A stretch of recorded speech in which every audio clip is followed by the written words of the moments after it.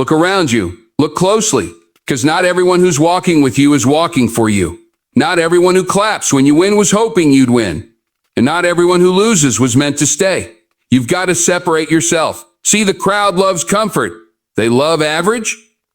They worship convenience, but you weren't built for comfort. You were built for greatness. And greatness, it don't live in comfort zones.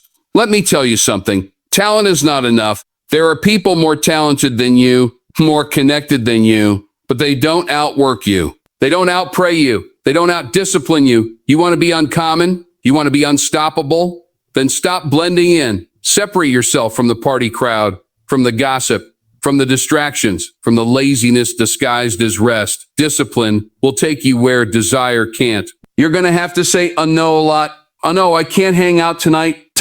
I know I'm not watching that show. I know I'm not wasting this moment." Because while they play, you grind.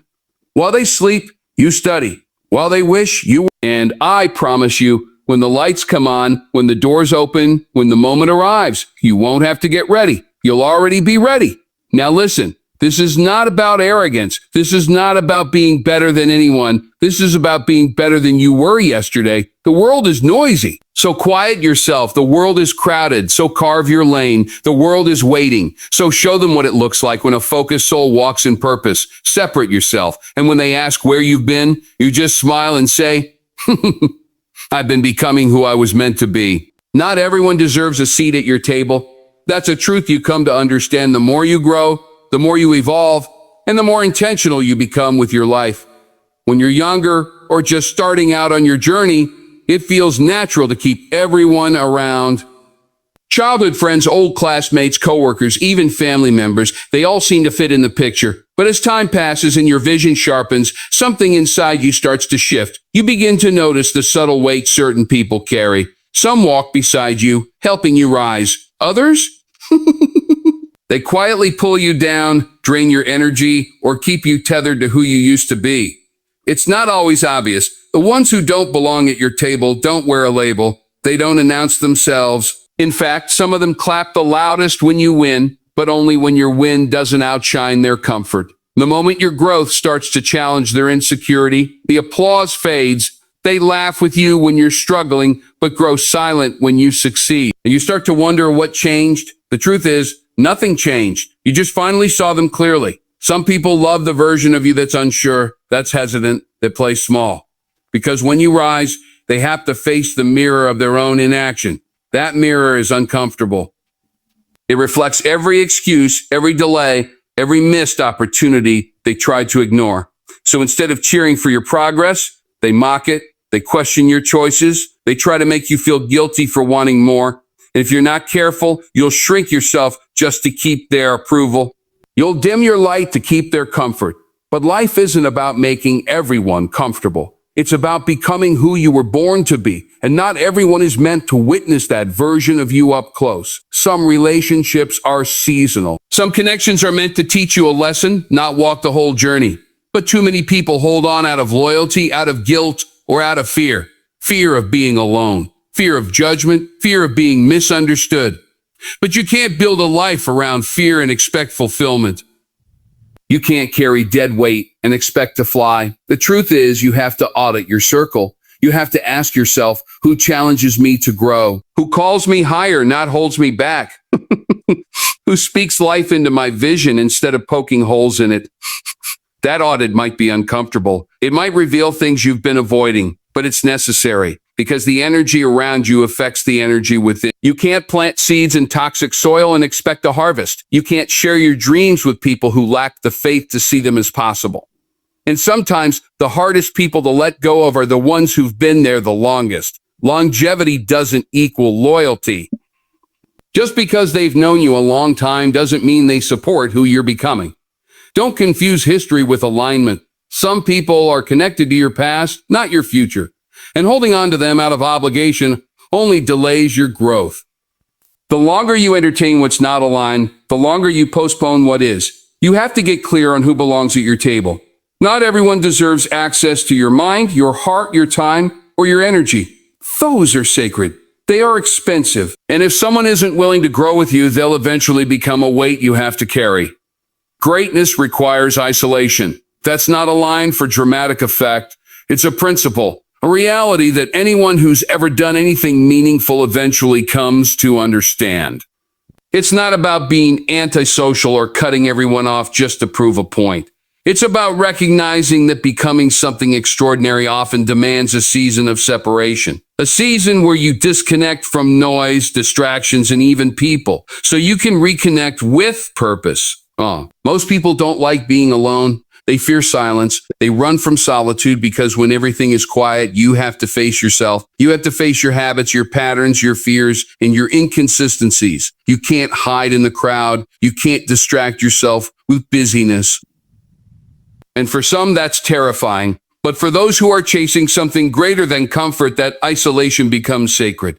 It becomes the furnace where character is forged, where vision is sharpened, and where clarity begins to rise above confusion. When you choose the path of growth, you will naturally find yourself walking alone at times. Your schedule won't match your friends anymore. Your priorities will shift. Late nights become early mornings. Parties turn into planning. Hanging out turns into studying. Comfort zones are replaced with disciplines. And it's not that you think you're better than anyone. It's just that you finally realize you were made for something bigger than blending in. You're not here to be common. And common company rarely leads to uncommon results. There will be moments when that silence feels heavy. You'll question if the distance is worth it. You'll look around and see others laughing, living easy, taking shortcuts, and you'll wonder if you're doing too much. But deep down, you'll know something they don't. You're not just living for now. You're building for later. You're not chasing likes or applause. You're chasing mastery. And mastery doesn't happen in the crowd. It happens when no one's watching. It happens when you're grinding, tired, focused, while everyone else is coasting. Isolation gives you space to build, space to heal, space to think without influence. In the noise of everyday life, it's easy to take on other people's fears, their doubts, their limitations. But when you step away, even temporarily, you start to hear your own voice again. Your real voice, not the version shaped by opinions and expectations, but the one rooted in truth. In that quiet space, ideas take shape. Decisions become clearer. You begin to realize what really matters and what you've been holding on to out of habit. It's in isolation that confidence is born, not the fake kind that needs validation, but the kind that knows what it believes because it's been tested in silence. The kind that doesn't shake when people question it because it was never built on their approval in the first place. That kind of strength doesn't come from being surrounded. It comes from being still, from being willing to be different, from embracing the cost that comes with choosing growth over comfort. People will notice. They'll say you've changed. They'll say you've gone quiet. Some might even try to guilt you back into your old patterns. But that's just proof you're on the right track, because real growth is disruptive. It disturbs the status quo. It forces you to make hard decisions and walk unfamiliar roads. But those roads, those quiet, lonely, disciplined roads, are the ones that lead to greatness. Discipline beats talent. That's the truth a lot of people don't want to hear, especially the ones relying solely on their natural gifts. Talent is a blessing, no doubt. It can get you noticed. It can open the door. But talent alone doesn't keep you in the room. It doesn't guarantee success. What keeps you in the room, what sustains growth, what builds legacy is discipline. The consistent, often unseen, unglamorous grind of showing up day in and day out when it's hard, when it's boring, when it's thankless.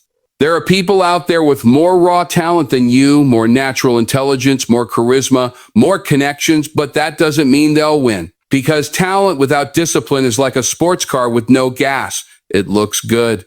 It might start fast, but it's not going anywhere meaningful without fuel. Discipline is that fuel. It's the force that turns potential into performance. It's what separates the one-hit wonders from the legends. It's not just about what you can do. It's about what you're willing to do over and over, even when no one's watching. A lot of people get inspired for a day. They go hard for a week. They post motivational quotes, start strong, talk big. But then life gets heavy. The excitement fades. The mood changes, and so do they. They stop, they flake, they delay, because they were chasing a feeling instead of committing to a process. That's the difference between discipline and motivation. Motivation is seasonal, discipline is daily. Motivation is loud, discipline is quiet. It doesn't need to announce itself, it just works. It keeps showing up, It keeps doing the reps. It keeps sharpening the blade. Discipline means doing what you said you'd do long after the mood you set it in has left you. It means you don't negotiate with your goals. You don't give yourself an out every time it gets uncomfortable, because you understand that the cost of consistency is far less than the price of regret. You've seen what it looks like to let potential slip through your fingers. You felt the sting of watching less talented people pass you by because they were willing to be more consistent, more focused, more disciplined. It's not about being perfect. Discipline doesn't mean you never get tired or never feel discouraged. It means you've trained your willpower to move regardless of your emotions. You've created structure in your life that doesn't rely on inspiration to function. It's waking up early when your body wants to sleep. It's studying when your friends are relaxing. It's pushing through reps when your muscles are screaming. It's choosing delayed gratification over instant satisfaction. It's boring. It's repetitive, but it works.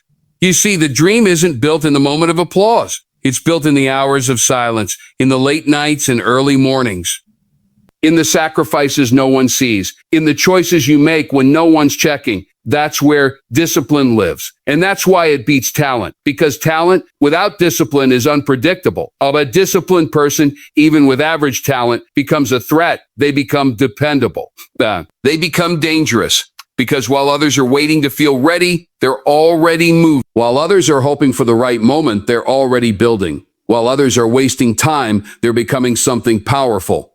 Discipline turns habits into weapons. It turns ordinary people into extraordinary examples of what focus can achieve.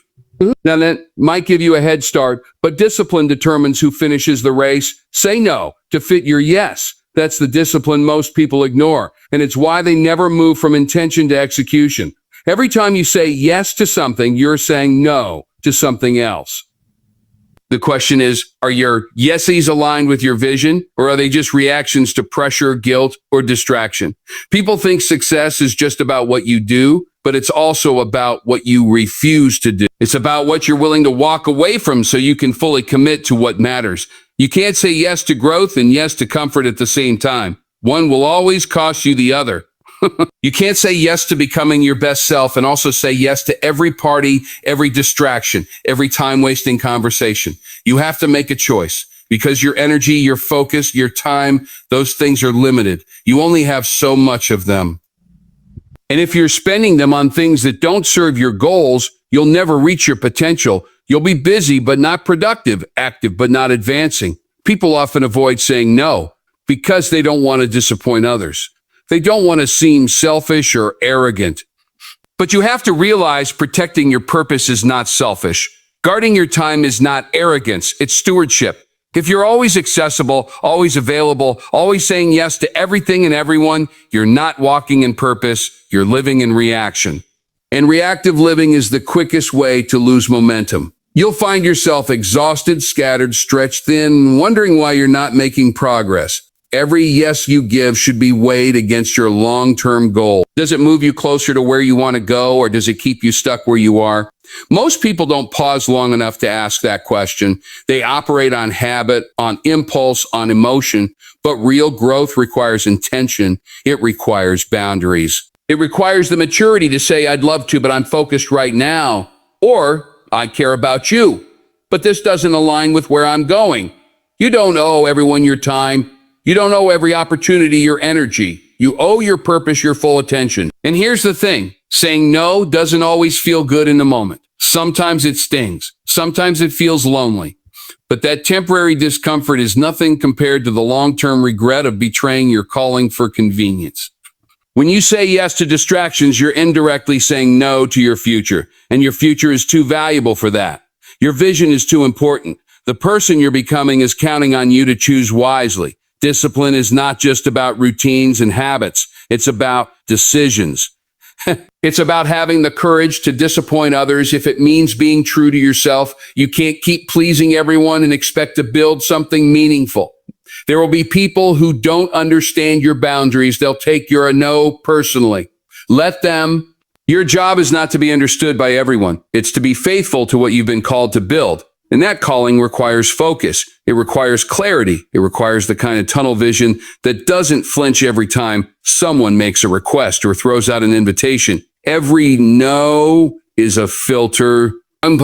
It clears the noise. It sharpens your direction. It protects your capacity. So instead of feeling guilty about what you're turning down, start getting excited about what you're making room for.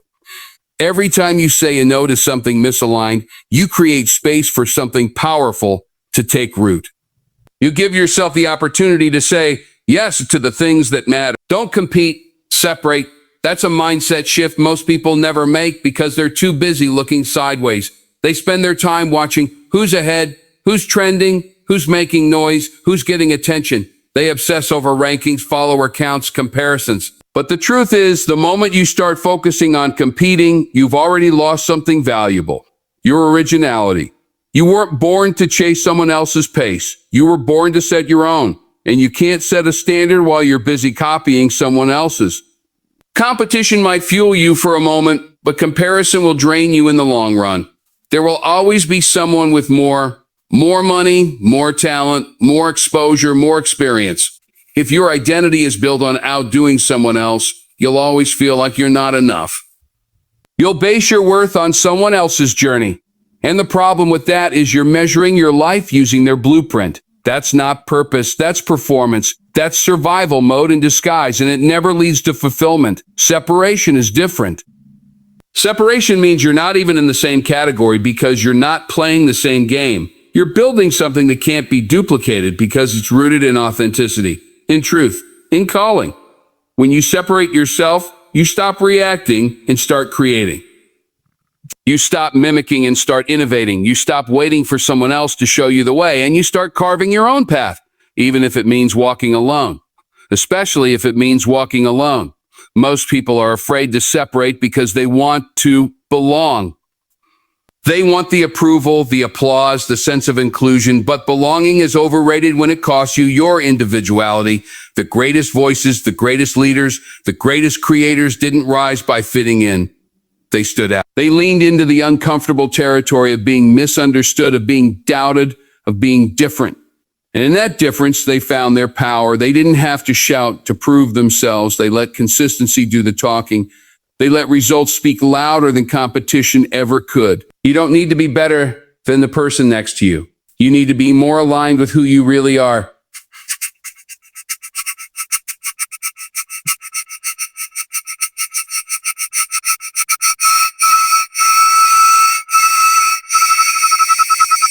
Because separation doesn't always feel glamorous. It feels slow at first. You might feel invisible, overlooked, ignored. But that's the space where foundations are built. While the world is busy with trends and cloud, you're laying bricks. You're mastering your craft. You're building something solid, something timeless. And when the time is right, you'll emerge not as a competitor, but as a category of one. People won't know how to compare you because there won't be anything to compare you to. You weren't molded by trends, you were molded by truth. You weren't chasing numbers, you were chasing excellence. And that kind of separation creates longevity. It creates legacy. It creates impact that can't be measured by algorithms or applause. Let everyone else race to be first. Let them fight for the spotlight. You focus on being the only. You focus on building something so real, so undeniable, that the world has to make room for it. You don't need to outshine anyone. You need to outlast them by being rooted in something deeper than competition. Conviction. And when you move from competition to conviction, from noise to purpose, you stop trying to fit in and start living as who you were always meant to be. Be ready before the opportunity arrives. That's the difference between those who rise when the moment comes and those who get passed by. The spotlight doesn't give you time to prepare. It only reveals what's already there. You can't wait until the door opens to start working on your character, your skills, your mindset. By the time the opportunity knocks, you either have what it takes or you don't. And no amount of scrambling can make up for years of procrastination. People think they'll get ready when it matters, that they'll rise to the occasion when the pressure is on. But that's not how it works. You don't rise to the level of your potential. You fall to the level of your preparation. If you've only trained halfway, you'll deliver halfway. If you've only practiced when you felt like it, your performance will show it. Opportunity doesn't wait for your convenience. It arrives when it arrives, and it favors the prepared. Preparation is rarely glamorous. It's often thankless, repetitive, quiet. It's doing the work with no recognition, no audience, no applause. It's showing up early, staying late, going over the details that no one sees. It's having the discipline to sharpen your skills, build your habits, and deepen your focus every single day. Not because you're guaranteed a shot, but because you refuse to be caught unprepared if one ever comes. That mindset separates professionals from amateurs. Amateurs hope it happens. Professionals prepare as if it will. The world doesn't reward potential, it rewards execution. There are countless people with talent who never go anywhere because they were always waiting for the right time. They wanted conditions to be perfect. They thought they'd have a chance to warm up. But life doesn't come with a rehearsal. Your big moment might come at the most inconvenient time, and you won't get a second chance to answer. You have to be in shape before the race begins. You have to be ready before the call comes. The moment won't pause for you to catch up. Most people underestimate how quickly things can change. One conversation, one introduction, one opportunity can shift everything. But the question is, will you be ready to hold the weight of it when it arrives? Because opportunity might open the door, but preparation is what allows you to walk through it and stay inside. Unprepared success can feel like a blessing, but it becomes a burden if you don't have the foundation to sustain it. That's why so many people rise fast and fall faster, because their work ethic didn't match their ambition. Preparation is a daily choice. It's what you do when nobody's watching that builds confidence when everybody is. Confidence isn't loud. It's the quiet knowing that you've put in the work. It's the peace of mind that comes from knowing you didn't cut corners, that even if no one sees the grind, you're doing it anyway. Because deep down, you know the world owes you nothing, but your future demands everything. When the opportunity comes, you won't have time to learn how to be consistent. You won't have time to develop the habits you ignored. You won't have time to suddenly become disciplined. That's work you should have been doing all along. That's why preparation is never wasted. Even if it feels slow, even if it feels like no one notices, it's never in vain. The grind in the dark is what equips you for the moment in the light. You don't train for today, you train for the moment that could change everything. And when that moment arrives, you don't want to wish you had started sooner. You want to stand in it with certainty, knowing you didn't just hope for it, you prepared for it. So when the moment comes, and it will, you won't have to get ready, you'll already be ready. You won't flinch, you won't fumble. You'll step into it with quiet confidence and unwavering focus because you didn't wait for the opportunity to define you. You prepared until it had no choice but to recognize you. You didn't chase the light, you became it. So separate yourself. Stay ready. And when the door opens, walk through it like you were born to.